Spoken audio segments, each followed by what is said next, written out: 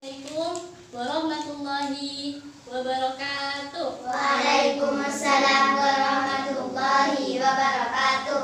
Alhamdulillahirabbil alamin wassalatu wassalamu ala asrofil anbiya'i wal mursalin sayyidina Muhammadin wa ala alihi wa sahbihi ajmain. Amma ba'du. Yang saya hormati Ketua Yayasan TPQ Darul Inabah, yang saya hormati jajaran asatid dan asatidah TPQ Darul Inabah, dan tak lupa juga adik-adik serta teman-teman yang saat ini menyempatkan waktunya untuk hadir, tentunya yang saya sayangi. Pertama-tama, marilah kita panjatkan puji syukur kepada Allah Subhanahu wa Ta'ala yang telah memberikan kita kesempatan berupa usia dan waktu yang lapang sehingga mempertemukan kita di tempat yang insya Allah barokah ini. Tak lupa juga selawat dan salam kepada baginda Nabi Muhammad SAW yang telah mengubah image dunia peradaban dari yang awalnya masa jahiliyah ini menuju masa yang dipenuhi dengan ilmu pengetahuan. Adik-adik yang saya sayangi, hari ini saya ingin membahas sepatah dua patah kata tentang moderasi dan multikulturnya keanekaragaman budaya di Indonesia. Mungkin adik-adik belum tahu ya apa itu moderasi. Moderasi menurut Kamus Besar Bahasa Indonesia memiliki arti pengurangan kekerasan dan pengurangan keekstriman. Secara sederhananya, moderasi adalah bentuk kita menghargai dan menghormati segala macam perbedaan yang ada di sekitar kita, baik itu berbeda keyakinan, berbeda pendapat, apalagi hanya berbeda ras dan budaya. Kita hidup di Indonesia dengan segala bentuk cerita, keanekaragaman cerita dan budaya, maka kita dituntut untuk tidak menjatuhkan saudara setanah air. Bahkan dalam urusan agama pun kita dianjurkan untuk saling menghargai, saling menghormati saudara-saudara yang berbeda agama. Misalnya menghormati saudara kita yang beragama Kristen, saudara kita yang beragama Konghucu dan semacamnya. Kita juga tidak berhak memaksa mereka untuk masuk atau mengikuti paham kita. Karena dengan begitulah kita belajar, selama kita memutuskan untuk hidup di Indonesia, maka kita harus bisa bersikap netral.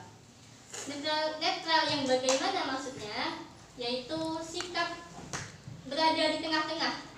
Kita bisa menghargai, bisa menghormati, bisa tenggang rasa kepada saudara-saudara kita yang tidak sejalan, dan tidak sepemikiran dengan kita. Bahkan dalam konteks kebangsaan di negara Indonesia pun, Pancasila menjelaskan bahwa Indonesia bukan negara agama dan bukan juga negara sekuler, yaitu Indonesia adalah negara plural dengan segala macam bentuk keragaman dan segala macam agama yang ada di dalamnya.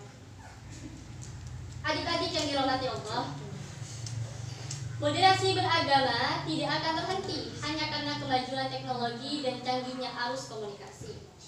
Justru semakin maju zaman yang kita hadapi, maka semakin besar pula tantangannya. Contohnya apa? Begini. Berita-berita yang masuk di ponsel adik-adik, pasti di sini banyak yang pegang HP kan? Ada yang pegang HP kan?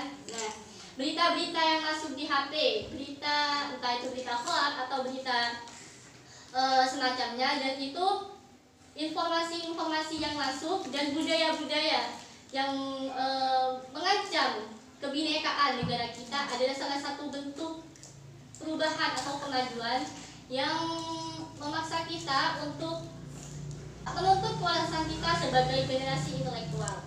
Ketika kita berpegang teguh pada Al-Quran dan Hadis, maka akan jadi gambaran buat kita untuk tidak sembarangan menerima sesuatu yang tidak sejalan dengan agama kita. Gitu. Jadi kalau ada budaya-budaya atau semacam aliran musik dan semacamnya, itu harap hati-hati ya adik-adik, karena ini sebagai bentuk waspada kita, mawas diri agar tetap berada dalam jalan yang benar. Dalam Quran surah Al-Kafirun juga dijelaskan, A'udzubillahi minasyaitonirrajim, Bismillahirrahmanirrahim. Lakum dinukum waliyadin. Untukmu agamamu, untukku agamaku. Satu contoh kecil di kehidupan kita, misalkan adik-adik berada di lingkungan yang tetangganya non muslim, seumpamanya punya tetangga Kristen, suatu pagi didatangi, permisi mbak, ini ada makanan buat mbak, buat adik gitu. Nah, kira-kira adik itu nerima atau justru menolak? Nerima kan ya?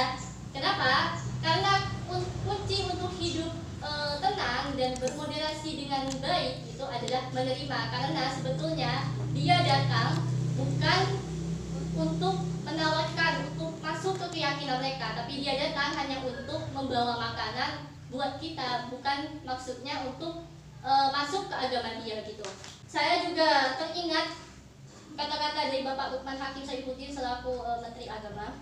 Dia mengatakan bahwasanya moderasi tidak akan pernah bisa terwujud selama kita masih ada salah satu pihak yang tidak ingin mencari titik temu, karena moderasi meniscayakan adanya sikap berimbang dan adil. Begitu juga kata Helen Keller yang mengatakan the highest result of education is tolerance. Hasil tertinggi dari pendidikan adalah toleransi. Makanya ketika sudah menempatkan toleransi di antara kita, mau kita hidup di negara yang bebas sekali atau di negara yang memang minoritas Islam, kita bisa menyeimbangkan diri kita untuk tetap berpegang teguh pada Al-Quran dan hadis. Maka dari itu sebuah penghargaan yang amat besar kalau kita bisa menyeimbangkan diri. Meskipun kita tahu agama saudara kita Kristen, wah itu agamanya dosa, itu agamanya gak benar, itu agamanya salah, itu pasti dia masuk neraka dan semacamnya. Itu adalah bukti bahwa kita is another level of respect human.